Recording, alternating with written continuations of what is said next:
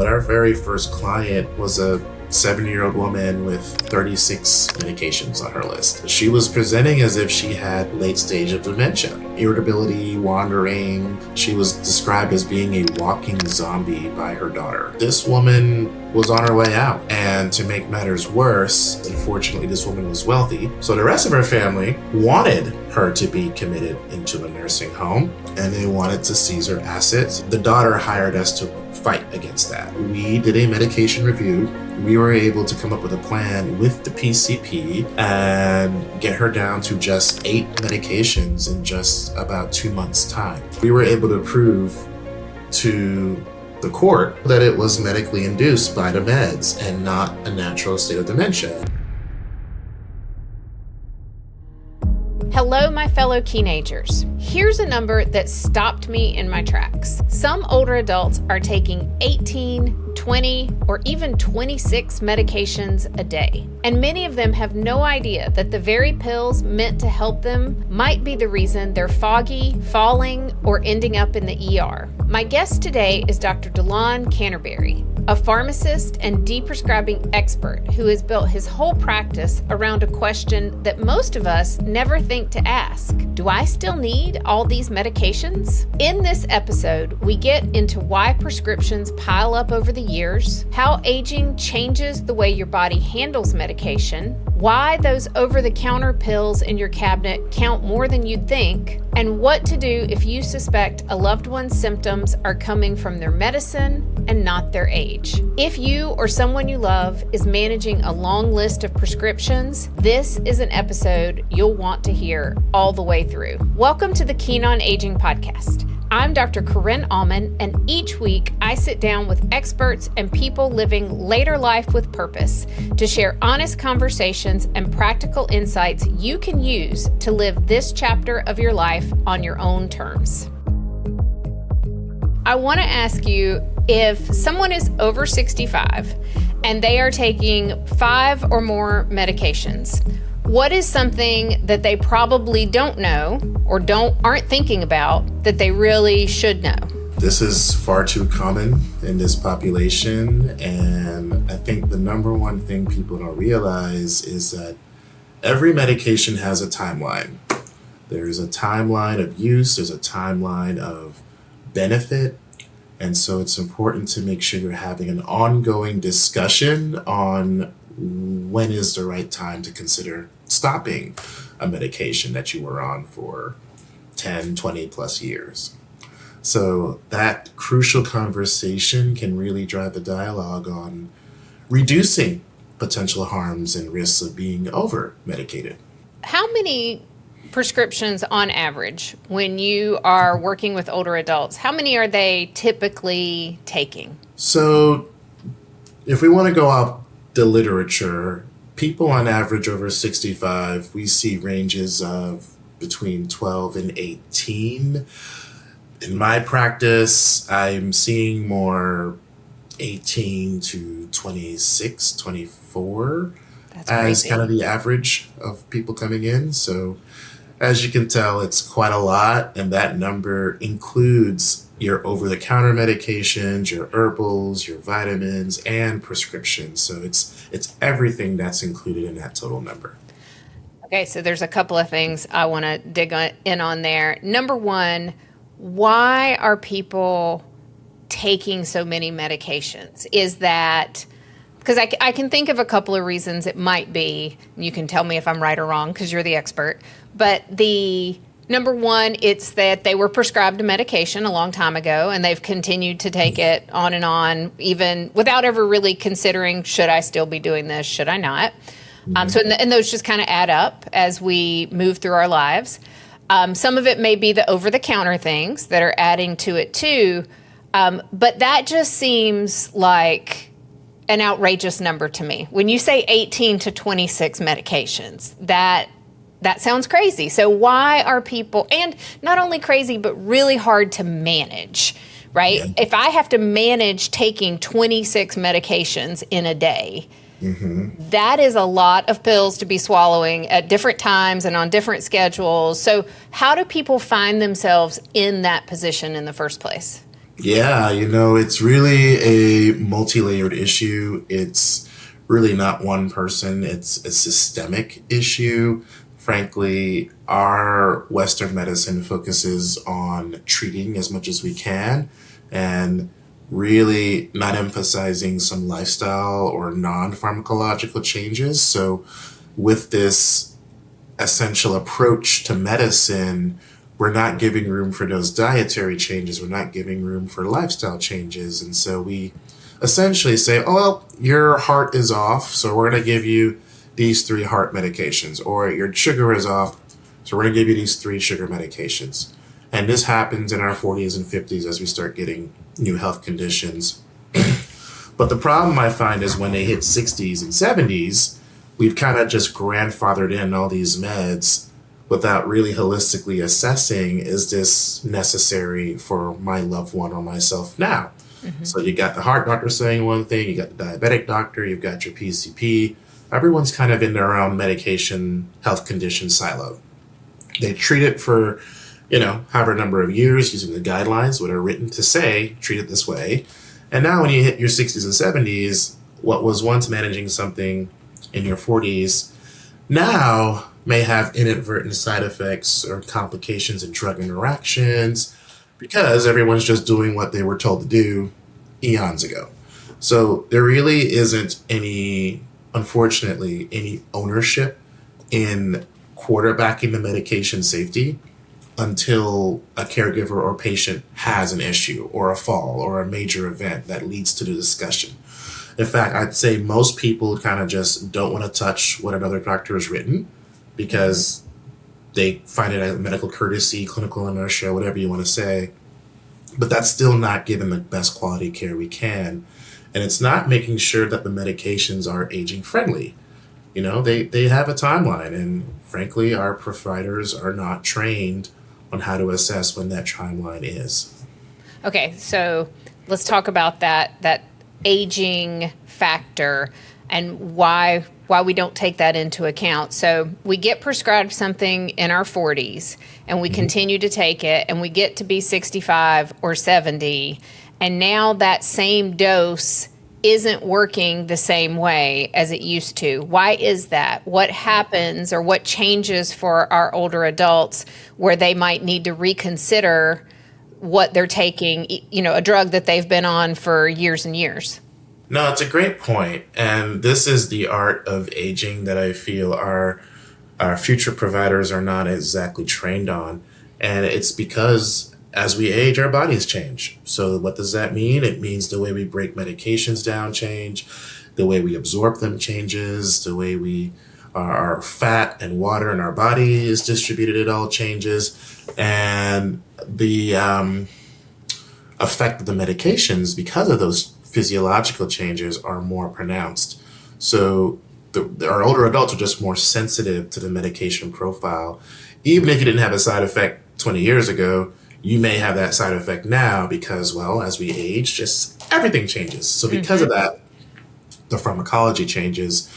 And, well, we don't exactly look and think first, is it a side effect or is this a whole new health condition? And this is what leads to this prescribing cascade where we're using one medication to treat the side effect of another medication because it's being mistaken as a whole new health condition. And that leads to more and more and more meds being added, all because we're thinking we're treating something, but really we're avoiding the core issue at hand. Right. So what should a family member who sees their loved one on all these medications and they're seeing changes, right? There may be cognitive changes or a fall. You mentioned that earlier too. What should they do if they think that the medications may actually be the problem rather than the solution in this case? Who do they go to, or what's their next step for, trying to figure this out?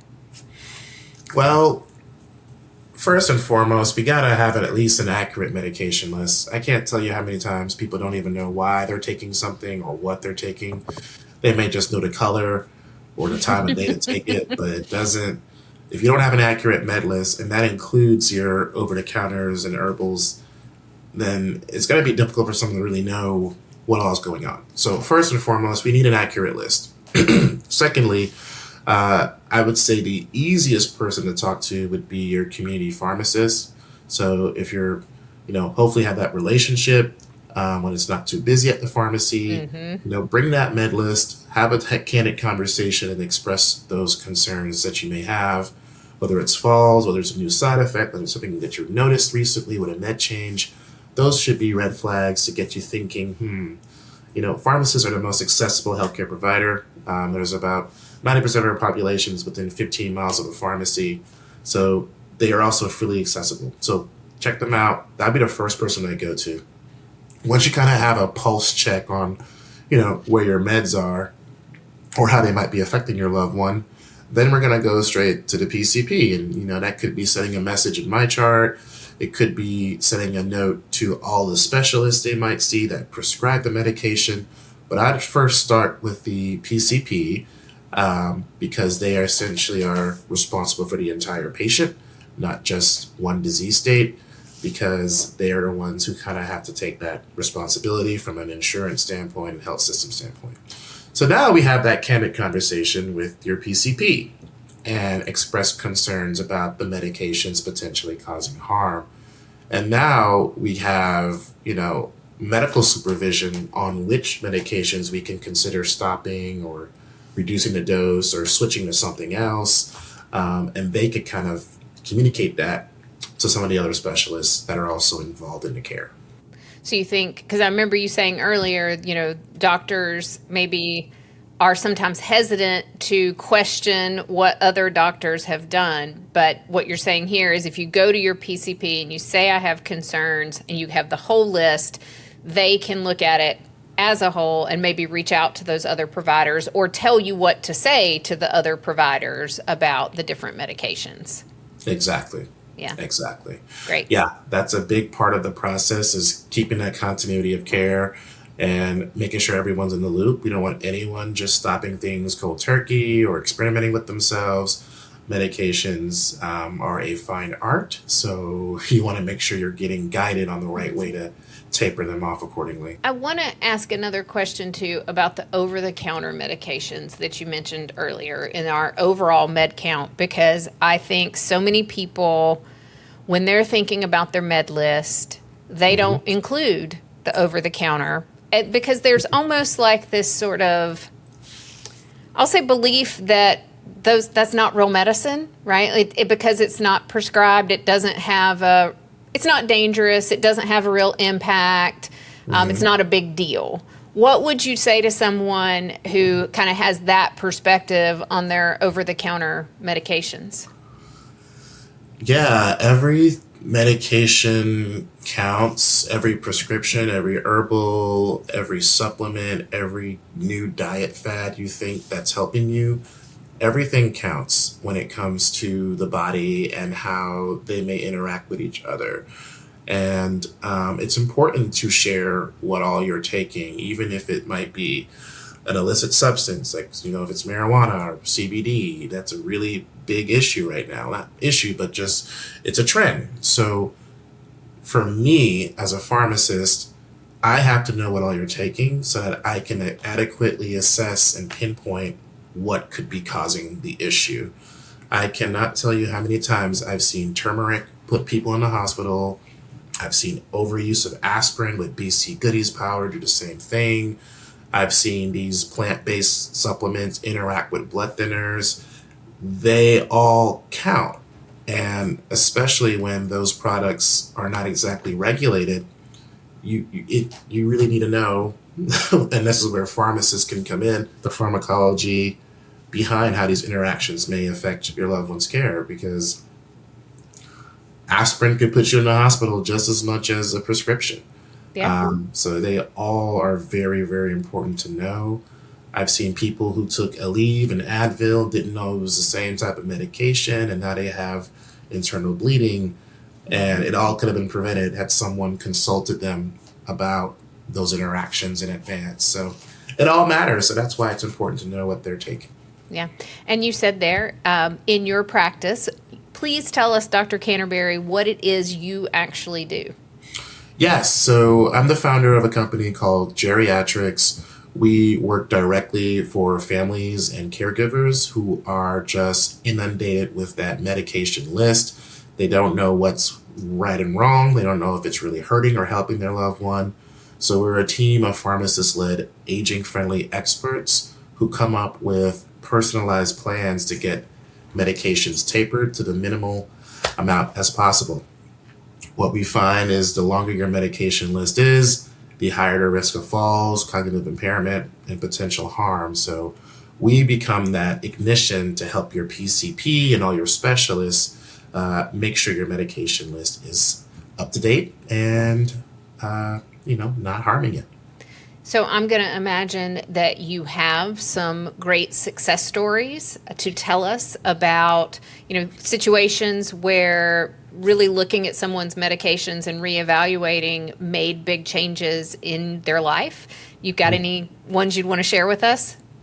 Yeah, for sure. Our very first client, we started this company 7 years ago, but our very first client was a 70-year-old woman with 36 medications on her list.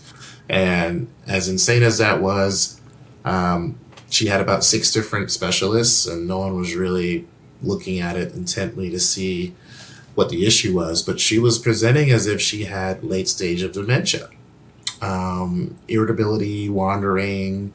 She was described as being a walking zombie by her daughter, who was the caregiver.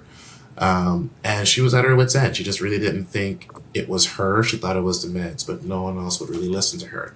So she hired us and we did a medication review. We talked with the family, we talked with the patient, and we were able to come up with a plan with the PCP and get her down to just 8 medications in just about 2 months' time. Now, why was this so important? This woman was on her way out, and this woman again was kind of wasting away. And to make matters worse, the family was split on whether it was the medications or if it was just a natural decline. So the rest of her family, because unfortunately this woman was wealthy, wanted her to be committed into a nursing home, and they wanted to seize her assets and take her guardianship away and basically take all of her money. The daughter hired us to fight against that. So not only did we do a deprescribing action plan, but we also followed this family to the doctor's office, shared our plan of concern of attack with them. We got their buy-in, and then we started tapering things off systematically. The best part of this story, though, is we were able to prove to the court, because the family wanted to bring her into an involuntary committal into a nursing home. We were able to show that it was medically induced by the meds and not a natural state of dementia. And so this family was able to keep her out of a nursing home, which we know costs $10,000 a month. And this happened well over 7 years ago. So the family has saved well over $500,000 just by having a pharmacist look at the meds and make sure they weren't contributing to her clinical decline. So not only did this woman, escape being committed into a nursing home, but she's able to live at home happily. She was able to reduce her pill burden. She was able to save money. She was able to get her quality of life back. And, well, she's still happy and she's still doing well. So that was one of our first clients and one of our best case scenarios of how deprescribing can be a powerful tool. But it wouldn't have happened if that caregiver didn't ask that question. So that actually brings me to my next question. If I am a caregiver and I am concerned, what specific things should I be looking for? What would be the kind of clinical things that might be happening with my loved one that might make me, besides just the pill count itself, that might make me go, I think that symptom might be medication related? What are kind of the red flags there? Honestly, the easiest thing is to simply have a medication review by a trained pharmacist. And I don't mean someone just asking, are you still on this medication? Yes or no. You need to sit down and have an hour hour-and-a-half long discussion about each and every medication to ensure it's appropriate. You can request that with your doctor for your annual wellness visit, which is covered by Medicare, or you could seek out services from geriatrics and we could do it for you as soon as tomorrow. But no matter who you go to, have that conversation first and foremost. Secondly, yes, sure, we consider meds over 5 or 7 as considered an increased risk of what we call as polypharmacy. But it's not always just a number like you say. Sometimes it's the class of medication, it's the type of medication. So it really could be anything that's a change in quality of life. It could be increased constipation. It could be increased urination. It could be just noticeable changes you're seeing around the home. Don't just write those off as aging. That's a big problem as we just contribute things to just aging, and it's actually ageist to do that. So we want to express those things you're noticing and voice it to your healthcare team. So yeah, I would say first and foremost, have an actual review. I don't know how many times I talk and travel and do conferences and I ask the audience, how many of you have had an actual med review over an hour or with an hour? And no one raises their hand. Nobody. But everyone's on 7 or more meds. So there's a problem here. There's a disconnect. Especially when 750 people over 65 are sent to the ER because of a prescription or a medication-related harm. So we can do better. And I would say any noticeable change can be a side effect. So let's rule out if it's a side effect or if it's natural cause. Right. And I think people don't understand the significance of the impact, right? Like you just said, it's sending people to the ER, but these medication interactions can kill people too, right? Like it's not just a, insignificant thing. The other piece that I don't think we've touched on is how these medications are not studied in older adults. So talk for a minute about who we do the research on for our medications and why there is not research on how medications impact older adults. Sure. So historically speaking, a lot of our medications are studied in primarily Caucasian ethnicities, and they're primarily white males. We really just started trying to study more in women, but historically, that's where a lot of our meds come from. That's just how it was. And so what we did was, using the data from that, we would say, okay, Spanish person, Black person, Asian person, whoever, elderly, young, whatever, we're just going to treat you the same way. And over time, medicine has started to catch up and realize there are differences in how we approach all of those demographics. But pharmacologically, that's just what we had. So we are now requiring more manufacturers to start looking at geriatric data and, making sure it's not going to kill our seniors. But because of that initial way we came up with all these guidelines, which is like, okay, the recipe book that each provider uses for their disease state, that's all they had. And this is us kind of following traditional Western evidence-based medicine. So that doesn't mean we haven't come far and that those medicines have worked. They have. They've done well. But they're not as specific and targeted as they can be. So when you got all these guidelines for blood pressure and diabetes and kidney disease and what have you, in a primarily homogeneous population, you're going to see some differences in response when you start talking about an older woman or person or male of a different ethnicity.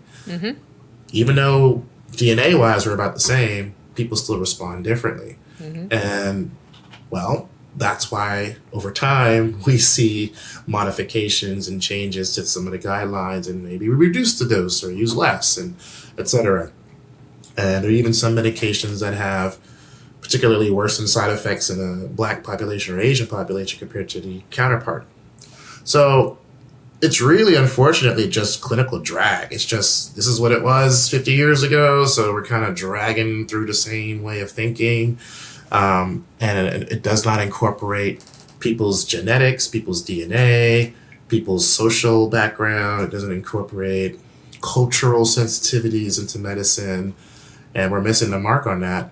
But that's again, that's why we're in the situation we're in, because we've been following the old way, and even if there's new information, it doesn't necessarily change the practice of medicine. It takes a long time to change the practice of medicine. So yeah, absolutely.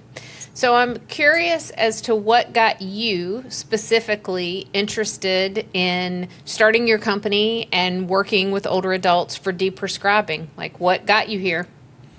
yeah, it's a twofold story. Initially, before I got into pharmacy, I was seeing my grandmother fall victim to inappropriate medication use. She struggled with dementia as well.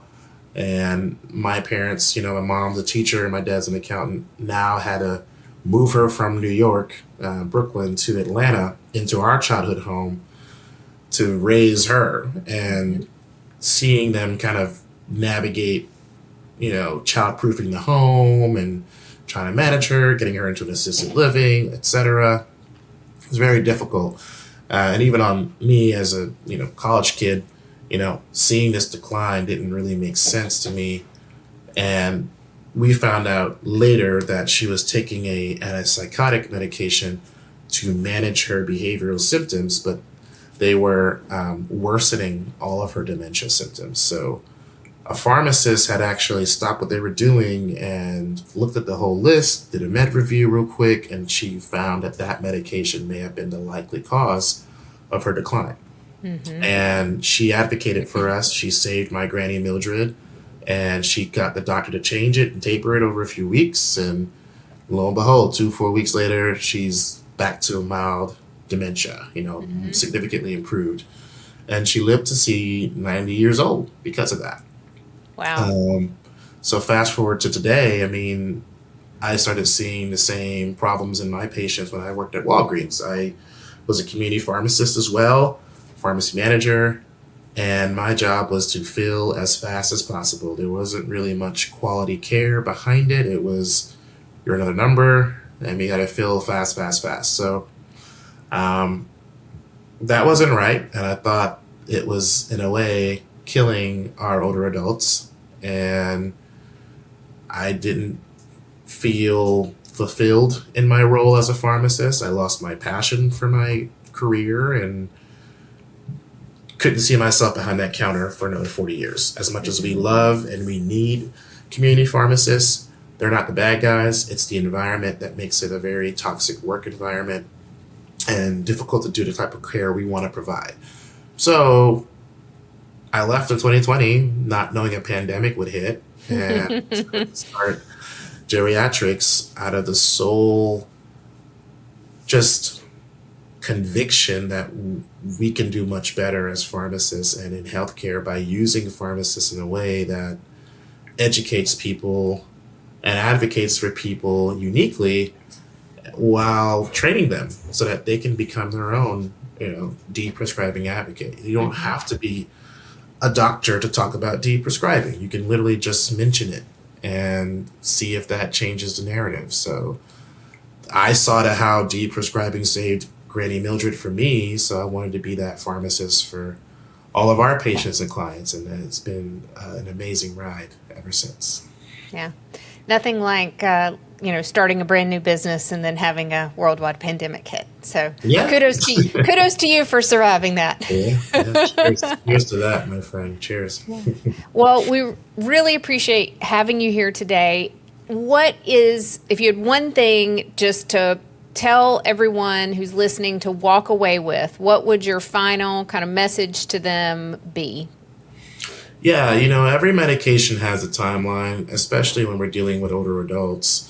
So unless it is absolutely vital for you to live or absolutely important for your quality of life, you may not need it. So have a conversation with your providers and express if you want to stop, how can we safely stop one or two medications and reassess. Most people can get their medication stopped safely. So it's just how you approach it. So Dr. Canterbury, you're a pharmacist. And we all know that pharmacists are overworked. We've all seen how stressed they look when we go in to pick up our medications on a weekly or monthly basis. Tell me, your perspective on the pharmacist's role, and, are they being recognized the way they should be? How do they fit into the overall medical system? Yeah, I believe pharmacists are truly the best kept secret in healthcare. There's a lot we can do. We go to bat for our patients. We love to actually see people on as little medications as possible. But traditionally, yeah, we've always been seen in this kind of dispensary role. But those days are starting to change, I think, because of the media attention around your community pharmacy, with your big box companies. More and more pharmacists are seeing the power they have by embedding themselves into primary care offices. So they have these what are called collaborative practice arrangements where pharmacists can see a physician's patients directly. It could be done remotely, and they can oversee their health conditions. Could be diabetic management, could be behavioral health. So we're finding new models of allowing pharmacists to kind of work within that top of their license. Coming out of school, this wasn't really common. It was either, you go to retail or you go to a hospital or you might go into industry. But I think because of some of that negative attention and the burnout, frankly, pharmacists are now looking for other ways to get creative.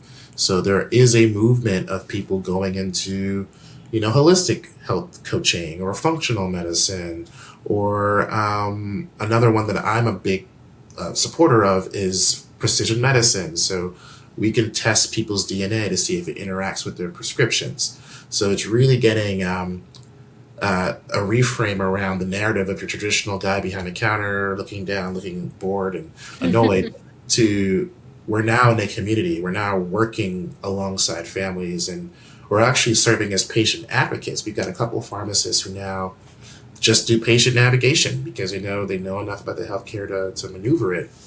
And we can embed into other care practices. So I think part of my work is not only doing it, but also coaching other clinicians and pharmacists to embed into different unique models. So we partner with family care homes. We partner with elder care attorneys. We can partner with an adult daycare center, right? And it's all just bringing education and awareness to the issue to the people that need it most, because only 2% of people really live in a skilled nursing or senior living. But we've got almost 60 million people by 2040 that are turning 65, and they're all, guess what, in the community. So who is doing the community work? Well, you've got community pharmacies, but they're not doing community work because they're trapped. So there's a big disconnect between practices like ours that will go wherever you are. We'll go to your church, we'll go to your PTA, we'll do health fairs, and we'll give you the insight so that you as a aging parent, adult child is trying to figure all this stuff alone. You're not alone. So I think it's a great time to see the turning of the tide around this topic. RFK has even made some comments about creating a billable model for deprescribing. So now pharmacists can bill under a doctor and code it under, I guess, deprescribing, and find ways to, again, bring less meds into the ecosystem of health. And I'm a fan of that. But again, it's the narrative of how we do that. Are we trained to do that? Are physicians even trained to have this discussion? And I think it's powerful when we have the team-based approach, because let's be honest, everyone's on a medication. So why are we waiting until the last person in the healthcare system, the pharmacist, to be included? And that's only if it goes through insurance or not. When we can bring our pharmacist in early with the PCP, with the nurse, and actually have that discussion that makes sure that what we're doing is aging friendly. It's starting to shift, and our health systems, frankly, don't even want to see you. They don't have capacity. They're losing money. The revenue model of going to a hospital is gone. So everyone's shifting to medical care at home So we have to start thinking about the future, and that's where I believe pharmacists can be most impactful. Yeah, absolutely. And now tell everyone where they can find you if they want to reach out or learn more. Yeah, so you can always check us out at geriatrics.org, geriatrx.org. My name is Dr. DeLon Canterbury. We're on all social media, along with our company page, Geriatrics. We've got a YouTube channel as well. So you can always get your free 20-minute consultation on our website, and we can help anyone anywhere in the country. So just Google Geriatrics or DeLon Canterbury, and we'll be happy to help you. Wonderful. Thank you so much. Thank you for being here.